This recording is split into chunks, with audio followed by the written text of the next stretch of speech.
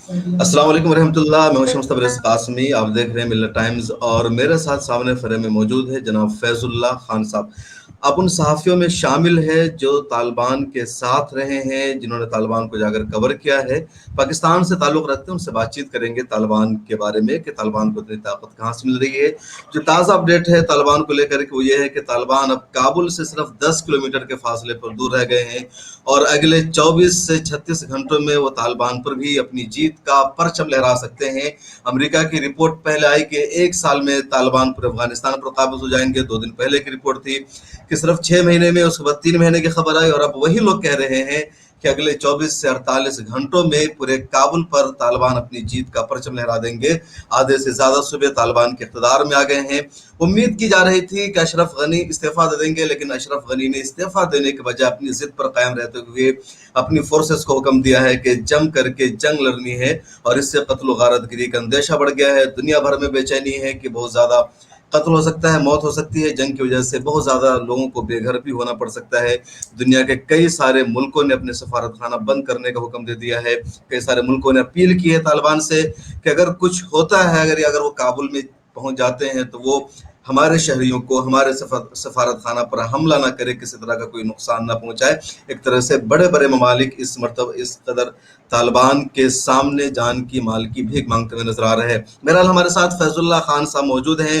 तालिबान को अच्छी तरह से जानते हैं, अफगान फोर्सेस को जानते हैं, हुकूमत को जानते हैं, पड़ोसी मुल्क से ताल्लुक़ भी रखते हैं और वहाँ रह चुके हैं। फैजुल्लाह साहब, मिल्लत टाइम्स में खुश आमदीद, शुक्रिया आपने टाइम दिया। सबसे पहले तो यही हम जानना चाहेंगे कि इस वक्त आपकी नज़र में तालिबान और अफगान फोर्सेस के दरमियान जो जंग चल रही है और उसकी ताज़ा अपडेट क्या है आपकी मालूमात के मुताबिक? शम्स साहब, बहुत शुक्रिया आपका। देखिए, जहाँ तक ताज़ा सूरत हाल है तो बहुत सारी खबरें आपको भी मिल चुकी होंगी। अफगान तालिबान की पेशरफ जो है वो बहुत ज़्यादा है और हैरत अंगेज़ तौर पर इन्होंने इस मरतबा मुल्क के शुमाली इलाकों से सिलसिला शुरू किया और ये वो सूबे थे जब माजी में भी तालिबान की हुकूमत थी तो उन्हें यहाँ कामयाबी आसानी से नहीं मिल सकी थी और मुकम्मल तौर पर ये इलाके फ़तह नहीं हुए थे कि 9/11 हो गया और उसके बाद सूरत हाल तब्दील हो गई। तो पहले शुमाली इलाका जो थे अफगानिस्तान के, वहाँ पर उन्होंने कब्जा किया और उसके बाद बतदरीज अब वो काबुल के बहुत करीब है और इसके साथ साथ पक्तिका जो कि पाकिस्तान की सरहद से करीब एक सूबा है, वहाँ पर भी आज उन्होंने कब्जा कर लिया है। तो उसके बाद अब सारी नज़रें काबुल की तरफ है क्योंकि अफगानिस्तान का जो दूसरा अहम शहर है कंदहार, वहाँ पर भी तालिबान कब्जा कर चुके हैं। इसके बाद अब सबसे ज़्यादा अहमियत जो रह जाती है मेरी नज़र में, 2 सूबे ऐसे हैं कि उनकी बहुत अहमियत है। एक नंगरहार सूबा है जहाँ तुरखम बॉर्डर है जो इस वक्त भी अफगान गवर्नमेंट के पास है और वहाँ से आमदोरफ्त हो रही है, और दूसरा शहर काबुल। तो ये 2 बहुत अहमियत की जगह हैं और लगता ये है कि अगले कुछ अरसे में अब वो काबुल की तरफ पेशकदमी करेंगे और इस बात का इम्कान है क्योंकि अब तक जो जिन जगहों पर हमने देखा कि जिन जिन सूबों में उन्होंने कब्जा किया, जिसको अफगानिस्तान में विलायत कहा जाता है, उन विलायतों में कोई अफगान फोर्सेस की बहुत ज़्यादा मज़ाहमत नज़र नहीं आई। एक इम्कान ये जाहिर किया जा रहा है कि काबुल में शायद मज़ाहमत हो, लेकिन जो सूरत हाल अब तक हमने देखी है उससे लगता नहीं है कि काबुल में भी कोई बहुत ज़्यादा मज़ाहमत का सामना करना पड़ेगा तालिबान को। लेकिन हो सकता है कि वहाँ पर फोर्सेस मुश्तमे होकर कोई मुकाबला करने की पोजीशन में हो, क्योंकि अब तक जो सूरत हाल सामने आई है उसमें तमाम अक्सर जगहों पर जो हुकूमत के तैनात करदा गवर्नर्स थे या उनकी फोर्सेस थी, उन्होंने सरेंडर किया है और उन्होंने खुद ही इलाके तालिबान के हवाले किए हैं। बहुत कम जंगें हुई हैं जिसमें फोर्सेस ने जमकर मुकाबला किया है तालिबान का। फजल साहब, तालिबान के पास इतनी ताकत कहाँ से आ गई है? अंदाजा था कि अफगान फोर्सेस को अमेरिकी फौज ने ट्रेनिंग दी है, उनके पास अमेरिका से आए हुए हथियार है, दीगर मुल्कों के हथियार हैं। इन सब के बावजूद तालिबान के पास ऐसा कुछ नहीं था। अब इस तरीके से जंग हो रही है कि जैसे पहले ज़माने में हम सुनते थे कि बड़ी बड़ी फौजें सल्तनत उस्मानिया की, अब्बासिया की, फला की, और वो लगातार शहर दर शहर फतह करते हुए जा रहे हैं। ऐसा ही इस दौर में अफगानिस्तान से खबर आ रही है। वो जंग की मंजर कशी क्या है, किस तरह के हालात हैं वहाँ इस वक्त? कासमी साहब, जो एक बुनियादी कमी हमें नज़र आ रही है, देखिए इसमें कोई शक नहीं कि 20 साल से वहाँ पर अफ़गान फोर्सेस, जिसको मिली उर्दू कहा जाता है, उसकी तरबियत हुई है, उसको इक्विपमेंट फराम किया गया है, जदीद असलहा दिया गया है। لیکن یہاں پر ہمیں افغان حکومت اور ان کے جو سیاسی حلیف ہیں یا ان کے مخالفین ہیں ان میں اعتماد کی کمی نظر آتی ہے. دیکھیے حامد کرزئی ایک طرف کھڑے ہوئے نظر آتے ہیں, ڈاکٹر عبداللہ دوسری طرف کھڑے نظر آتے ہیں, ڈاکٹر اشرف غنی جو رئیس جمہور ہیں, وہاں کے صدر ہیں, وہ اکیلے نظر آتے ہیں. اچھا اس میں کوئی شک نہیں, جتنی بھی قیادت ہے وہ ڈاکٹر اشرف غنی کی حمایت تو کر رہی ہے, لیکن افغانستان میں بعض حلقے یہ بات کر رہے ہیں کہ یہ کھل کر حمایت نہیں ہے. یہاں تک الزامات عائد کیے جا رہے ہیں کہ حامد کرزئی سمیت جو دیگر قیادت ہے اس نے طالبان کے ساتھ مفاہمت بھی کر لی ہے. دیکھیں افغانستان کو سمجھنے کے لیے بہت زیادہ ضروری ہے, اگر آپ وہاں کی سوسائٹی کو سمجھیں تو وہ ابھی بھی قبائلی بنیادوں پر استوار ہے, نسلی اور لسانی بنیادوں پر بھی وہاں اختلافات موجود ہیں. جو وار لارڈز ہیں وہ ابھی بھی بہت طاقتور ہیں, اور یہ تمام وار لارڈز جو ہیں وہ جڑے ہوئے ہیں افغان سیاسی قیادت کے ساتھ. اس وقت بھی جو پچھلے 20 سال میں بھی صورتحال یہ رہی ہے کہ کئی ایسے صوبے تھے جہاں پر وار لارڈز کی حکمرانی قائم تھی. افغانستان کی جو مرکزی حکومت تھی کابل سے, اس کو بہت ساری باتیں بنوانے میں مشکل پیش آتی تھی. تو اب دیکھیے جیسے اسماعیل خان کی مثالیں, ہرات میں ان کا بڑا نام تھا اور یہ توقع کی جا رہی تھی کہ اسماعیل خان ایک بڑی مزاحمت کریں گے, لیکن ہوا یہ کہ جب سلسلہ شروع ہوا تو اسماعیل خان کل نہ صرف طالبان کے سامنے انہوں نے سرنڈر کیا, بلکہ انہوں نے اور لوگوں سے بھی کہا کہ جنگ کا کوئی فائدہ نہیں ہے. تو ایک یہ بات سامنے آ رہی ہے کہ پالیسی اور مربوط کوئی منصوبہ بندی ہمیں نظر نہیں آ رہی ہے. یوں لگ رہا ہے کہ جیسے فورسز کا مورال بہت گر چکا ہے اور وہ اپنی شکست وقت سے پہلے ہی تسلیم کر چکے ہیں. تو یہ وہ بنیادی وجہ ہے کہ یکسوئی نہیں ہے, اختلافات ہیں سیاسی قیادت میں, اور دوسرا کوئی منظم منصوبہ نہیں ہے کہ کس طرح سے طالبان کا سامنا کیا جائے. تو یہ بہت بڑی کمی سامنے نظر آ رہی ہے افغان فورسز کی. حالانکہ دیکھیے نہ ان کا عددی لحاظ سے کوئی طالبان کے ساتھ مقابلہ بنتا ہے, ان کی طاقت زیادہ ہے, ان کے پاس ہوائی مدد موجود ہے, ان کے پاس جیٹ فائٹرز ہیں, ان کے پاس جدید اکوپمنٹ ہے, ان کے پاس بہترین اسلحہ ہے, اور ان کی تعداد بھی زیادہ ہے. لیکن اس کے باوجود جو کمی نظر آ رہی ہے وہ ان کی منصوبہ بندی نہیں ہے, یکسوئی نہیں ہے, اور سارا جو معاملات یہ کہ اختلافات اور الزامات کی طرف جاتے دکھائی دے رہے ہیں. اور دیکھیے یہاں پر رہنا تو فائنلی رہنا افغانوں نہیں ہے, امریکنز نے بھی یہاں سے چلے جانا ہے, یہاں پر برطانیہ کے لوگ بھی نہیں رہیں گے. یہاں اگر کسی نے معاملہ کرنا ہے تو وہ افغان ہے, لیکن اپنے اختلافات ابھی تک وہ اس پر قابو نہیں پا سکے. جو میں نے اشارہ کیا کہ قبائلی اختلافات ہیں, نسلی اختلافات ہیں, تو وہ چیز ایک نظر آ رہی ہے. ڈاکٹر اشرف غنی کے ساتھ اگر اس وقت کوئی کھل کر کھڑے ہیں تو وہ ہیں عبدالرشید دوستم, جو مارشل کا ان کو خطاب دیا گیا ہے. عبدالرشید دوستم کا اپنا صوبہ جوزجان جو کہ شمالی صوبہ کہلاتا ہے, شبرغان اس کا شہر ہے, وہ کچھ دنوں پہلے طالبان نے نہ صرف قبضہ کیا بلکہ ان کا رشید دوستم کا بہت بڑا محل نما گھر تھا وہ بھی طالبان کے قبضے میں آ گیا. تو یہ ہم دیکھتے ہیں کہ جو شمالی اتحاد جس کو ہم کہتے تھے ناردرن الائنس, اس میں رشید دوستم اور استاد عطا یہ گورنر رہ چکے ہیں ہرات کے, یہ لوگ تو ان کے ساتھ ہیں. لیکن ہم دیکھتے ہیں کہ شمالی اتحاد کی ڈاکٹر عبداللہ وہ اشرف غنی کے مخالف صف میں کھڑے, انتخابات میں بھی بڑا ان کا آپس میں جھگڑا ہوا تھا. تو یہ ایک مربوط پالیسی نظر نہیں آ رہی ہے.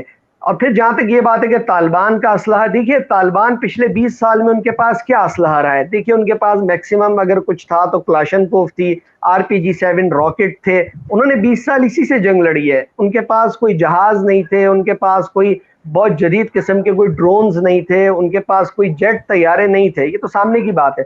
تو مورال کی ایک کمی نظر آ رہی ہے, منصوبہ بندی کی, اور طالبان یہ سمجھتے ہیں کہ چونکہ وہ دوحہ مذاکرات کے بعد وہ ایک اس پوزیشن میں ہے کہ وہ کہتے ہیں کہ ہم نے امریکنز کو شکست دی ہے اور کئی ممالک کی افواج سے ہم نے یہ فتح چھینی ہے, تو اس کے بعد وہ یہ سمجھتے ہیں کہ افغان فورسز ان کے سامنے زیادہ دیر تک ٹک نہیں سکتے. تو یہی وجہ ہے کہ وہ آگے بڑھتے جا رہے ہیں. اور پھر لوکلی لوگ بہرحال ان کو جو مقامی انتظامیہ ہے وہ ہمیں نظر آ رہا ہے کہ چاہے پولیس کے سربراہ ہوں یا فوج کو دیکھنے والے لوگ ہوں, عدلیہ کے لوگ ہوں, جو انتظامیہ ہے, جو گورنمنٹ کو چلانے والے لوگ ہیں, وہ لوگ ان کو ویلکم کر رہے ہیں وہاں پر. کیا ایسا بھی ہے جیسے امریکہ کا ہمیشہ دو چہرہ ہوتا ہے, جس مرتبہ امریکہ نے اشرف غنی کی حکومت سے ہاتھ پیچھے کھینچ کر کے, کیا وہ پس پردہ امریکہ طالبان کو سپورٹ کر رہا ہے؟ کیا ان کے ذریعے بھی ان کی مدد ہو رہی ہے؟ کیونکہ لوگوں کو یہ بات یقین نہیں ہو رہی کہ ایک طرف اتنی بڑی طاقت ہے, اتنے سارے ہتھیار ہے, ان کے پاس کچھ بھی نہیں ہے, پھر بھی کیسے وہ لگاتار آگے بڑھتے جا رہے ہیں.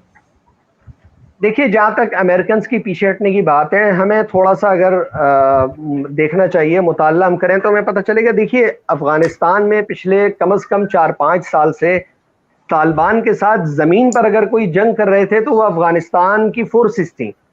امریکنز اس جنگ سے بتدریج پیچھے ہٹتے چلے گئے. وہ زیادہ سے زیادہ یہ کرتے تھے کہ انہوں نے اپنے جیٹ بھیج دیے، بمبارمنٹ کر دی، اپنے ڈرونز بھیج دیے، یا کوئی مخصوص ٹارگٹ ان کے ہوتے تھے، کوئی علاقے ہوتے تھے، وہاں جا کر وہ ریڈ کرتے تھے. تو جو جنگ تھی بنیادی طور پر وہ افغان فورسز ہی لڑ رہی تھیں، اور ان کو بیک اپ میں نیٹو فورسز اور امریکنز کی مدد حاصل تھی. لیکن جب یہ مذاکرات ہو رہے تھے، اور یہ بھی آپ کو میں بتا دوں کہ مذاکرات کوئی ابھی سے نہیں ہو رہے، مذاکرات کا آغاز سن 2010-11 سے ہوا تھا. یعنی یہ 10-11 سال کے بعد جا کے اس مرحلے تک پہنچے. تو جب افغان گورنمنٹ کے پاس اتنی زیادہ مدد موجود تھی، میں نے آپ سے پہلے عرض کیا کہ فائنلی امریکنز نے جانا تھا، آپ کو وہ تیار کر چکے ہیں، آپ کا انفراسٹرکچر بنا چکے ہیں. افغانستان کا ایک بہت بڑا ایشو وہاں کرپشن رہی ہے. دیکھیے اس 20 سال میں جتنی اربوں ڈالرز کی مدد افغان گورنمنٹ کو ملی ہے، خود آپ کے ملک ہندوستان سے وہاں پر اربوں ڈالرز کی سرمایہ کاری کی گئی، ہاسپٹلز بنائے گئے، کئی منصوبے کیے گئے. تو دیکھیے جب اتنی زیادہ امداد کے بعد افغانوں کا کام یہ تھا کہ وہ اپنے اختلافات ختم کرتے، کسی ایک نظام پر متفق ہوتے اور اس کو لے کر چلتے. لیکن ہوا یہ کہ انہوں نے وہ چیزیں اس طرح سے نہیں کی. 20 سال کا ایک بڑا عرصہ ہوتا ہے. ٹھیک ہے افغانستان بہت عرصے سے جنگ سے تباہ حال ہے، لیکن ایک موقع تھا، لیکن وہ ٹھیک طرح سے استعمال نہیں ہو سکا. فیض اللہ صاحب، افغانستان میں طالبان کا آنا تقریباً طے ہو گیا ہے، ان کی جیت ہو رہی ہے. تو آپ کے اندازے کے مطابق وہاں جو اگلی حکومت بنے گی یا جو پورا نظام طالبان کے ہاتھوں میں، وہ کس طرح ہوگا؟ طالبان کا پروسیس کیا ہوگا؟ دیکھیے ابھی تو آنے والا وقت بتائے گا کہ کیا صورتحال بنتی ہے، کیونکہ عالمی سطح پر جو کچھ اشارے ہمیں مل رہے ہیں، ایک بات یہ آ رہی ہے، اور یہ متفقہ طور پر نہ صرف پاکستان نے یہ بات کہی بلکہ امریکہ نے بھی کی ہے، دوحہ میں یہ بات ہوتی رہی ہے کہ وہ طاقت کی بنیاد پر کابل پر کسی کا بھی حق حکمرانی تسلیم نہیں کریں گے. یہ ایک اہم بات ہے. طالبان جس طرح سے آگے بڑھ رہے ہیں، وہ تو شہر قبضہ کرتے چلے جا رہے ہیں اور وہ کابل کی طرف آئیں گے. اب پہلے تو دیکھنا یہ ہوگا کہ اگر وہ قبضہ اس طرح سے کرتے ہیں تو عالمی سطح پر اس کا کیا رد عمل ہوتا ہے اور کس طرح سے دیکھتے ہیں. دیکھیے فورسز تو یہاں سے جا چکی ہیں، اس کا مطلب ہے کہ دوبارہ تو اگر کسی نے لڑنے آنا ہے تو وہ اتنا سارا یہ کشٹ کیوں کرے کہ اپنی فورسز بھی لے جائیں اور اس کے بعد دوبارہ آئیں. تو اس کا ایک مطلب یہ ہو سکتا ہے کہ اگر افغانستان کی گورنمنٹ بنے گی تو شاید یہ عالمی سطح پر کچھ اس پر پابندیاں لگیں، کچھ چیزیں ان سے منوائی جائیں. کیونکہ یہاں پر معاملہ یہ ہے کہ افغانستان میں جب طالبان کی پچھلی حکومت بھی بنی تھی تو وہ اس کو اپنی حکومت کو امارت اسلامیہ کہتے ہیں. وہ اپنے آپ کو طالبان بھی نہیں کہتے، وہ امارت اسلامیہ افغانستان کہتے ہیں، اور وہ سمجھتے ہیں کہ ہم جمہوریت کے ذریعے ہم اس میں نہیں آئیں گے. اور وہ یہ کہتے ہیں کہ جب یہ حکومت ختم کی گئی تھی تو ہم سے افغانستان لیا گیا تھا، وہاں پر ہماری عمارت قائم تھی، ملا عمر اس کے سربراہ تھے. تو وہ یہ کہتے ہیں کہ حکومت ہم سے لی گئی تھی تو ہم اپنی حکومت واپس لینے جا رہے ہیں. تو جہاں تک اگر ان کی حکومت قائم ہوتی ہے تو اس میں کوئی شک نہیں کہ جو ماضی میں ان کی چیزیں رہی ہیں اس کی طرح سے ہوگا، لیکن بہت ساری چیزوں میں تبدیلیاں نظر آئیں گی. اچھا وہ تبدیلیاں کیا ہیں؟ دیکھیں ماضی کے افغانستان میں ہمیں ٹی وی، تصاویر اور بہت ساری چیزوں میں سختی نظر آتی تھی. اب کی خواتین پر بار ہمیں پابندی بہت زیادہ. اب جی اب کے بار ہمیں تبدیلی یوں نظر آ رہی ہے. دیکھیے پچھلے دنوں جب انہوں نے شمال کا ہی ایک صوبہ تھا نیمروز، اس پہ انہوں نے قبضہ کیا تو وہاں کے یونیورسٹی کے وائس چانسلر، اساتذہ اور اسٹوڈنٹس کے ساتھ ان کی طالبان کی تصاویر آئیں. ان میں سے بعض اسٹوڈنٹس کی داڑھی نہیں تھی، وہ جو وائس چانسلر صاحب تھے ان کی بھی چھوٹی داڑھی تھی. انہوں نے نہ صرف ان کے ساتھ تصاویر کھنچوائی بلکہ ان سے کہا کہ آپ اپنی پڑھائی کا جو بھی عمل ہے اس کو جاری رکھیں. طالبان سربراہ ملا عمر جن کا انتقال ہو گیا، جو افغان طالبان کے سربراہ تھے، ان کے صاحبزادے ہیں ملا یعقوب. ان کے 2 مختلف آڈیوز ان دنوں میں منظر عام پر آئے ہیں. انہوں نے 2-3 باتیں کی ہیں. انہوں نے یہ بولا ہے کہ ہم جس شہر میں جس علاقے پہ قبضہ کریں، ہمارے لوگ کسی کے گھر پہ قبضہ نہ کریں، چاہے وہ ہمارے مخالف کا گھر ہی کیوں نہ ہو. اس کا جو گھر ہے، جان مال، اس کا تحفظ کریں. ساتھ ہی انہوں نے یہ بولا ہے کہ لوگوں کے دل جیتنے کی کوشش کریں. تیسری بات انہوں نے یہ بولی کہ جو ایئرپورٹس ہیں وہاں پر ایسے اچھے جنگجو تعینات کیے جائیں کہ کسی چیز کو کوئی نقصان نہیں پہنچے. اور انہوں نے بولا ہے کہ کاروبار اپنے جاری رکھیں اور اس کے ساتھ ساتھ جو پڑھائی، تعلیمی ادارے، کاروبار ہے وہ سب ہونا چاہیے. پھر وہ یہ کہتے ہیں کہ ہم لوگوں کو ساتھ لے کر چلیں گے. اور خواتین پر انہوں نے بولا کہ کوئی بیجا سختی کرنے کی ضرورت نہیں ہے، لیکن کئی جگہوں سے اطلاعات آ رہی ہیں کہ کچھ ماضی کی چیزیں ہو رہی ہیں، کچھ چیزوں پر انہوں نے قابو پانے کی کوشش کی ہے. ایک تبدیلی تو بہرحال نظر آ رہی ہے، وہ اپنے عمل سے کچھ بتانے کی کوشش کر رہے ہیں. اسماعیل خان ان کے بڑے مخالف تھے. اسماعیل خان کو جب وہ سرنڈر ہوئے تو اسماعیل خان کو بڑی عزت احترام کے ساتھ بٹھایا ہوا تو ان کا انٹرویو کیا، اور ان کو بہت، ماضی میں افغانستان میں ایسا نہیں ہوتا تھا. جب 2001 میں ہم نے دیکھا کہ افغانستان پر جب امریکن فورسز نے بمبارمنٹ کی اور وہاں پر صورتحال تبدیل ہوئی، تو اس کے بعد جب مخالف تھے طالبان کے وہ قبضے میں آئے تو ان کو جو طالب ملتا تھا اس کو اٹھا کے مارتے تھے، قتل کرتے تھے. بڑی بے دردی کی صورتحال رہی ہے. شبرغان جیل میں بہت کچھ ہوا اس حوالے سے اس زمانے میں، اگر آپ 2001 کی اگر اخبارات وغیرہ دیکھیں تو آپ کو مل جائے گی. لیکن اس بار صورتحال بڑی مختلف ہے. وہ اپنے مخالفین کو جو لے رہے ہیں تو ان سے مار دھاڑ نہیں کر رہے ہیں، وہ ان سے زیادہ فورسز سے اسلحہ لے کر ان کو واپس بھیج دیتے ہیں. تو ایک تبدیلی ہے. ہم ایک امید کر سکتے ہیں کہ شاید افغانستان ماضی کی نسبت بہتر ہو، لیکن اب دیکھنا ہوگا کہ کتنی اس میں تبدیلی آتی ہے، ہاں یہ چیزیں بھی ہے کتنی کہ بہتر ہوتی ہیں. حکومت کس طرح کیوں بنے گی، جمہوری سسٹم کو اپنائیں گے یا اپنا ایک آمریت والا نظام اپنائیں گے کہ بھائی طالبان کا ہی اقتدار ہوگا، کسی اور کو موقع نہیں ہوگا، ووٹنگ کا کیا نظام ہوگا، یہ ساری چیزیں کچھ آئی ہے سامنے یا نہیں؟ دیکھیے اب تک یہ چیزیں انہوں نے سامنے نہیں لے کر آئے وہ، لیکن وہ یہ کہتے ہیں کہ ہم ایک ایسے اقتدار چاہتے ہیں کہ جس میں لوگ شریک ہو.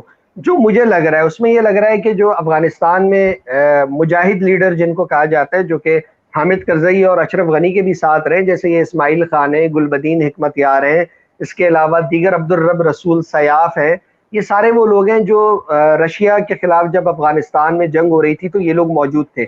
تو میرا خیال ہے ان کے ساتھ کوئی وہ بنا کر ایک مشترکہ قسم کی حکومت بنے گی. وہ کوئی نیم جمہوری ہوگی، کوئی نیم طالبان کا اپنا نظام ہوگا، اور شاید مستقبل میں جا کے جس طرح ایران میں ایک جمہوریت قائم ہے کچھ اس طرح کی بھی شکل بن جائے.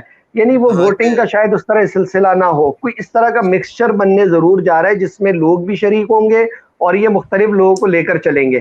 لیکن وہ جو واضح طور پر ایک بات کہتے ہیں نا، دیکھیے وہ کہتے ہیں یہ امارت اسلامیہ، یعنی ہم وہاں پر اپنی امارت قائم کریں گے اور ہم کوئی جمہوریت یا ووٹنگ سسٹم پر یقین نہیں رکھتے ہیں. یہ تو جھگڑا پہلے دن سے ان کا موجود ہے. مطلب وہ سپریم پاور جو ہوگا طالبان اپنے ہاتھ میں رکھیں گے، جیسے خامنئی کے ہاتھ میں ایران میں سپریم پاور ہے مین، اس کے علاوہ جو بھی صدر بنے. بہت اچھی بات آپ نے بتائی. ایک اور سوال ہے کہ ترکی وہاں کابل میں موجود ہے، لوگوں میں اندیشے بھی ہے، طالبان نے اعتراض بھی کیا ہے کہ ترکی کیوں کابل میں موجود ہے، افغانستان میں موجود ہے، مقصد کیا ہے ترکی کا؟ دیکھیے ترکی کی بڑی ایک دلچسپ پیش رفت آئی ہے. پہلے ان کی جانب سے دو باتیں ہوئی تھیں. ایک تو انہوں نے کہا تھا کہ ہم کابل کے ہوائی اڈے کا انتظام سنبھالیں گے تاکہ جو غیر ملکیوں کو باہر جانا ہے ان کو مدد مل سکے. بعد میں انہوں نے طالبان کو ایک میسج بھی یہ دیا کہ لڑائی جھگڑے سے اجتناب کرنا چاہیے. اس پر بات یہ ہو رہی ہے کہ ترکی یہ سب کچھ امریکہ کے ساتھ اپنے تعلقات بہتر کرنے کے لیے یا اس کے کہنے پر کر رہا ہے. تو اس حوالے سے طالبان کی جانب سے انہیں کہا گیا ہے کہ وہ ترکی ان کے معاملات میں اس طرح کی دخل اندازی نہ کرے کہ اس کے ساتھ بھی وہی سلوک ہو جو نیٹو فورسز کے ساتھ رکھا گیا ہے. آپ کو یاد ہوگا کچھ عرصہ پہلے گزشتہ دنوں ترکی نے ایک کانفرنس بلائی تھی جس میں افغان حکام موجود تھے، پاکستان کو بھی دعوت دی گئی تھی اور طالبان کو بھی بلایا گیا تھا. لیکن طالبان نے اس کانفرنس کے انعقاد سے مشکل سے ایک ہفتہ پہلے منع کر دیا کہ ہم اس کانفرنس میں شریک نہیں ہو سکتے. تو اس طرح سے ان کی جانب سے یہ میسج دیا گیا کہ وہ اس وقت جو ترکی کا کردار ہے افغانستان میں اس سے وہ کوئی بہت زیادہ خوش نہیں ہے. امید یہ ہے کہ شاید ان کے درمیان کوئی مذاکرات ہوں، کوئی بات کسی نتیجے پر پہنچے، کیونکہ ترکی کے لیے بھی آسان نہیں ہے. دیکھیے ترکی کے افغانستان میں وہ عبدالرشید دوستم کی رجب طیب اردوغان حمایت کرتے ہیں. اس کی بنیادی وجہ رشید دوستم کا ترکی النسل ہونا ہے. چونکہ وہ ترک ہیں تو اس بنیاد پر وہ ان کی حمایت کرتے ہیں. اور یہ بات پیش نظر رہے کہ دوستم اور طالبان کی آپس میں بڑی سخت قسم کی چپقلش ہے، بہت زیادہ اختلافات ہیں. اگر یہ جتنا میں سمجھتا ہوں اس وقت افغان طالبان نہ اسماعیل خان کو کچھ کہیں گے، نہ ان کا عبدالرب رسول سیاف کے ساتھ کوئی جھگڑا ہوگا، نہ ہی حکمت یار کے ساتھ کوئی لڑائی ہوگی، لیکن دوستم کے حوالے سے بہت زیادہ ریزرویشنز ہیں انہیں. اور یہ بہت ممکن ہے کہ دوستم کو وہ نہیں چھوڑیں گے، باقی لوگوں کو یعنی اگر نہ بھی چھوڑیں، دوستم کو سزا دیں، دوستم کو کچھ بھی ہو سکتا ہے آئندہ آنے والے عرصے میں. اور دوستم کا تعلق براہ راست جو ہے وہ ترکی کے ساتھ ہے، ترکی ان کی سرپرستی کر رہا ہے. تو یہ معاملات پیچیدگی کی طرف جا سکتے ہیں. تو یہاں پر جو ہے ہمیں طالبان اور ترکی کے درمیان ایک بڑا اختلاف نظر آ رہا ہے. فضل اللہ خان صاحب، 1996 میں جب طالبان کی حکومت بنی تھی پہلی مرتبہ، تو صرف 3 ملکوں نے میرے خیال میں انہیں تسلیم کیا تھا، پاکستان، سعودی عرب اور شاید یو اے ای۔ اس مرتبہ جب طالبان کی حکومت بن جاتی ہے تو آپ کو کیا لگتا ہے انٹرنیشنل برادری کا کیا رد عمل ہوگا؟ سب لوگ اسے تسلیم کریں گے؟ ان کے سفارت خانے وہاں رہیں گے؟ دیکھیے پچھلے 20 سال میں جب یہ 1995 کا افغانستان بہت اور طرح کا تھا. 96 ستمبر میں انہوں نے کابل لیا تھا، اگر میں غلط نہیں ہوں تو 2 ستمبر یا 1996 کو کابل کا قبضہ اس وقت حاصل کیا تھا طالبان نے.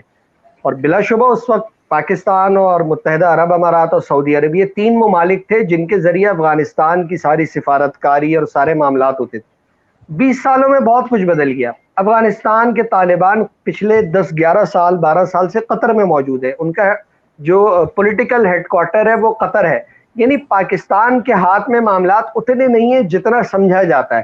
اس دوران انہوں نے چائنا کے ساتھ اپنے تعلقات بنائے، انہوں نے برطانیہ کے ساتھ اپنے بنائے، روس میں بڑے زبردست ان کے تعلقات جا رہے.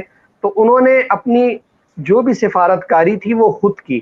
تو اس کا ایک نتیجہ یہ نکلا ہے کہ اب ان کو پاکستان کی ضرورت نہیں ہے کہ سفارتکاری کے میدان میں پاکستان ان کے لیے کوئی بات کرے، سعودی عرب کوئی بات کرے تو ہوگی.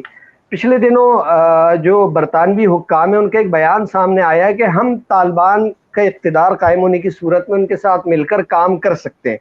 رشیا کو بھی کوئی بہت زیادہ مسئلہ نہیں ہے. ایران جس کے ساتھ بہت زیادہ مسائل رہے ہیں طالبان کی پچھلی حکومت کے، اب وہاں پر بھی ان کو پہلی جیسی بات نہیں ہے. یعنی تہران میں 2 ہفتے 3 ہفتے پہلے افغان حکام اور طالبان کے درمیان ایک مذاکرات کا دور چلا. تو اس کا مطلب ہے کہ بہت ساری چیزیں تبدیل ہو رہی ہیں. چائنا میں ان کا وفد پچھلے دنوں گیا تھا تو صورتحال تبدیل ہو رہی ہے. یعنی اگر طالبان اپنے اقتدار حاصل کرنے کے بعد لچک دکھاتے ہیں تو اس کا لامحالہ ایک نتیجہ پڑے گا اور لوگ ان کو تعلقات بنانے میں کچھ دلچسپی لیں گے. یعنی ماضی سے تو بہرحال صورتحال بدلی ہوئی محسوس ہو رہی ہے. طالبان کتنا بدلے ہوئے ہیں یہ اسی کا نتیجہ ہے. وہ جتنا بدلیں گے تعلقات ان کے دنیا سے بہتر ہوتے چلے جائیں گے. بھارت اور طالبان کے جو رشتے ہیں، تعلق ہے نہیں ہے، بھارت کس کے ساتھ ہے آپ کی نظر میں، یا پاکستان کی میڈیا کی نظر میں اس پہ کیا بحث چل رہی ہے؟ دیکھیے طالبان، افغانستان اور انڈیا کا تعلق ایک الگ چیز ہے اور افغانستان اور طالبان کا معاملہ یہ دوسرا پہلو ہے.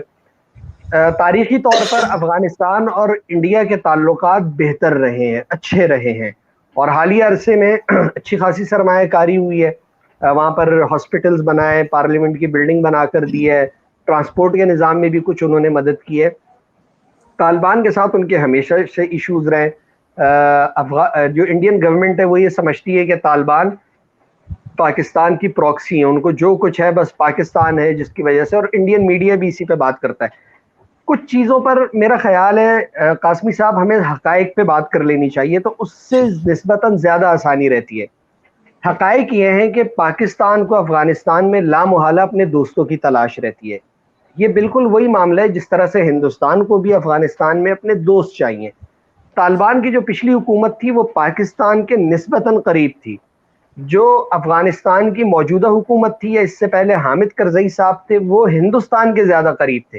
تو یہ تو ہو گئی ایک نیچرل بات ہے. لیکن طالبان کے ساتھ افغانستان کو دیکھیے، ہندوستان کو اپنے تعلقات کہیں نہ کہیں جا کر تو بنانے پڑیں گے اگر وہ مستقل اس میں آتے ہیں. آپ صرف یہ کہہ کر اپنی جان نہیں چھڑا سکتے ہیں کہ ہم ان سے بات نہیں کریں گے. بات نہ کرنا کسی بات کا حل نہیں ہے. آپ کو حتمی طور پر کوئی نہ کوئی بات جا کر کرنا پڑتی ہے. اور جو اطلاعات آئی تھیں اخباری اطلاعات کے شاید ہندوستانیوں کے ایک وفد قطر میں یا کہیں اور طالبان کے ساتھ شاید ملا بھی ہے، کچھ ابتدائی رابطے جی بھی ہوئے ہیں. ہاں، ہوئے میرا ہیں۔ خیال ہے کہ ہندوستان کو اپنے رویے میں ان کو بھی لچک دکھانی ہوگی، ان کو بہت ساری چیزیں سمجھنی ہوگی. پاکستان واحد وجہ نہیں ہے کہ اس کی وجہ سے طالبان سسٹین کر رہے ہیں. آپ کے میڈیا پہ گزشتہ دنوں بھی میری بات ہوئی تھی، میں نے ان سے کہا دیکھیے اگر معاملہ صرف اتنا ہی ہوتا کہ آپ یہ کہنا چاہ رہے ہیں کہ پاکستان کوئی اتنا طاقتور ملک ہے کہ وہ بیک وقت اس کو یہاں ہندوستان کے بارڈر پر بھی اپنی فورسز لگانی ہے، اس نے امریکہ سے بھی لڑنا ہے، اس نے وہاں پر موجود برطانیہ، جرمنی، اٹلی اور نہ جانے کن کن ممالک کی فورسز سے بھی لڑنا ہے، اور ان سے لڑ کر اس نے ایک کامیابی حاصل کر لی. اس کو دیکھیے افغانستان کے جو طالبان ہیں وہ وہاں کی حقیقت ہے. ان کو وہاں پر بہرحال ایک مدد حاصل ہے. اگر ان کو وہاں لوکلی مدد حاصل نہ ہوتی تو اتنا عرصہ وہ سسٹین نہیں کر سکتے تھے. ویسے فیض اللہ صاحب بتائیں آپ کو آفیشیلی بھارت کوئی طالبان کے خلاف ویسے نہیں جا رہا ہے, نہ کوئی اسٹیٹمنٹ آیا ہے, مطلب یہ دونوں طرف ہے کہ جس کا پلڑا بھاری ہوگا اس کے ساتھ رہیں گے. میرا خیال ہے کہ دیکھیے ہندوستان کو تو نہ صرف افغانستان بلکہ میں سمجھتا ہوں کہ پاکستان اور ہندوستان ان دونوں کو بھی ماضی کی بہت ساری چیزوں سے نکلنا چاہیے. آپ دیکھیے دونوں طرف ہندوستان کی کوئی 1.25 ارب آبادی ہے, کوئی 20-25 کروڑ لوگ پاکستان میں بستے ہیں, کتنی بڑی آبادی ہے, اور ایشو یہ ہے کہ ہم لوگ کب تک اپنے معاملات میں الجھے رہیں گے. بہت ساری چیزوں سے آگے نکلنا ہوگا, اس پہ بات کرنا ہوگی تو وہ پورے ریجن کے لیے فائدہ ہے. پاکستان کے لیے بھی بہتر ہے, ہندوستان کے لیے بھی بہتر ہے, افغانستان کے لیے بہتر ہے, اور پھر آگے ایران, یہ پورا ایک وسیع وہ ایک کوریڈور ہے. لیکن اس حوالے سے بظاہر تو یہ بات بالکل آپ کی ٹھیک ہے کہ اب تک کوئی بات نہیں کی, لیکن گزشتہ دنوں جب افغانستان کے حوالے سے کانفرنس بلائی گئی اقوام متحدہ میں, وہ ہندوستان نے اس کانفرنس کا انعقاد کیا. اور دلچسپ بات یہ ہے کہ پاکستان کو اس میں انہوں نے دعوت کے وہ درخواست کے باوجود شرکت کی اجازت نہیں دی. دیکھیے پاکستان کے بغیر افغانستان کا کوئی معاملہ حل نہیں ہو سکتا ہے, یہ ممکن نہیں ہے. اگر ایسا ہوتا تو یہ بہت پہلے ہو چکا ہوتا. پاکستان میں لگ بھگ کوئی 30 سے 40 لاکھ افغان مہاجرین ابھی بھی یہاں بستے ہیں. وہ یہاں ان کی نسلیں یہاں رہ گئی ہیں, وہ 1980 سے یہاں آنا شروع ہو گئے تھے. تو پاکستان کے بغیر افغانستان میں کوئی پائیدار حل بھی ممکن نہیں ہے. آپ اس کو نظر انداز کر کے آگے نہیں بڑھ سکتے. بالکل. فیض اللہ صاحب, انٹرنیشنل میڈیا کے ذریعے خبریں بہت زیادہ آ رہی ہے کہ طالبان کی وجہ سے یا جن علاقوں کو طالبان فتح کر رہے ہیں وہاں کے شہری دوسری جگہ ہجرت کر رہے ہیں, گھر بار چھوڑ کر کے جا رہے ہیں, کیا سچائی ہے؟ دیکھیے کچھ علاقوں میں, جب خاص کر جو لشکر گاہ ہے جنوبی افغانستان کا علاقہ, جب وہاں پر طالبان آئے تھے شروع میں, تو وہاں سے کچھ فیملیز بالکل نکلی تھیں, اس میں کوئی شک نہیں. اور ظاہر سی بات ہے جہاں پر جنگ ہوتی ہے تو وہاں سے تو لامحالہ لوگوں کو نکلنا پڑتا ہے. لیکن جس طرح سے سوچا جا رہا تھا کہ کوئی بہت زیادہ لوگ وہاں سے نکلیں گے, اور پاکستان نے بھی یہ بات کی کہ ہم اپنی سرحدوں میں اس کی تیاری کر لی ہم نے کہ اگر وہاں سے مہاجرین کا ایک سیلاب آتا ہے تو ان کو ہم بارڈر کے قریبی علاقوں میں ہی رکھیں گے, شہروں میں آنے نہیں دیں گے. تو وہ جو کیفیت تھی وہ ابھی تک نہیں ہوئی ہے. ہجرت ہوئی ہے, لوگ اپنے گھر انہوں نے چھوڑے, لیکن وہ بڑی محدود تعداد ہے. جو سوچا جا رہا تھا, اقوام متحدہ نے بھی جس سے خبردار کیا تھا, اور پاکستان بھی جس حوالے سے تیار ہونے لگا تھا کہ ہمیں اپنی سرحد پر لوگوں کو کرنا ہوگا, رکھنا ہوگا, تو وہ تعداد نہیں ہے. یعنی اس بات میں یہ بات تو ٹھیک ہے کہ لوگ کچھ نکلیں, لیکن لوگوں کی وہ تعداد نہیں نکلی ہے جس کے بارے میں اب تک خیال کیا جا رہا تھا. اور لگتا نہیں کہ شاید آئندہ آنے والے صورتحال میں بھی ہو, کیونکہ جو بارڈر کے ایریاز ہیں وہ طالبان کے ہاتھ میں ویسے ہی آ چکے ہیں. فیض اللہ صاحب, چلتے چلتے ایک آخری سوال کریں گے کہ آپ کا جو طالبان کے ساتھ ایکسپیرینس رہا, کیا معاملہ تھا, کیسا رہا, وہ ہمارے ناظرین کے ساتھ آپ شیئر کریں. دیکھیے میں طالبان, ایک افغان طالبان ہے اور دوسرے پاکستانی طالبان ہے. وہ افغان طالبان افغانستان میں لڑتے ہیں اور پاکستانی طالبان ہمارے پاکستان میں لڑتے ہیں. تو میں پاکستانی حکومت اور طالبان کے درمیان, پاکستانی طالبان کے درمیان مذاکرات ہونے جا رہے تھے, تو ان کی کوریج کرنے کے لیے میں اپنے قبائلی علاقوں میں گیا, اور وہاں سے مجھے پتہ چلا کہ وہ لوگ ادھر ہیں, تو میں بارڈر کراس کر کے افغانستان چلا گیا. تو میری پہلی غلطی یہ تھی کہ میں بغیر کاغذات کے گیا تھا, لیکن معاملہ یہ تھا کہ وہ بڑی خبر تھی, بڑی سٹوری تھی, اور اگر وہ میں کاغذات اور پاسپورٹ اس کے چکر میں پڑتا تو سٹوری مس ہو جاتی. خیر میں نے پاکستانی طالبان کے انٹرویوز وغیرہ کر لیے تھے, اور وہاں سے میں مزید لوگوں کے انٹرویوز کرنے جا رہا تھا, تو افغان انٹیلیجنس نے مجھے حراست میں لیا. اور اس کے بعد جلال آباد, جو ننگرہار کا ایک شہر ہے بڑا, وہاں افغانستان کے انٹیلیجنس مرکز میں مجھے تقریباً کوئی 15 دن وہاں رکھا گیا, اور پھر مجھے جلال آباد کی جیل میں بھیج دیا گیا. تو اپنی بقیہ جو 4-5 مہینے تھے وہ میں نے اس جیل میں گزارے. اور تو اس جیل میں, ننگرہار کی اس جیل میں, پاکستانی طالبان بھی تھے, افغان طالبان بھی تھے, حقانی نیٹ ورک بھی تھا, اور نہ جانے ہر طرح کی حزب اسلامی, گلبدین حکمتیار کے لوگ بھی تھے. تو یہ سارے تمام لوگوں وہ سے لوگ تھے. ملاقات ہو گیا آپ کی.